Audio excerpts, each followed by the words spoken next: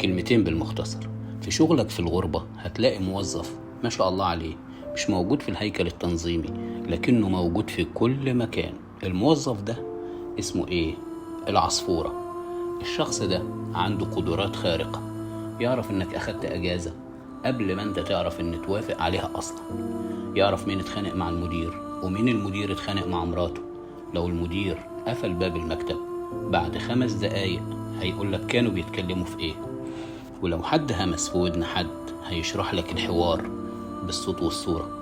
الغريب انه اخر واحد يخلص شغله واول واحد يوصل اخبار الناس. لو سألته انت عرفت الكلام ده منين، يرد بكل ثقة يا عم الاخبار بتيجي لحد عندي. لا يا حبيبي، الاخبار مش بتيجي، انت اللي بتروح تجيبها.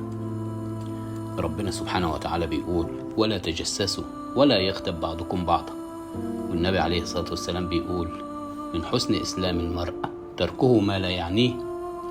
فنصيحة بالمختصر، لو لقيت في شغلك عصفورة اتعامل معاه زي الواي فاي المفتوح، اوعى تتصل بيه، لأن أول ما تتصل كل بياناتك هتتسرب.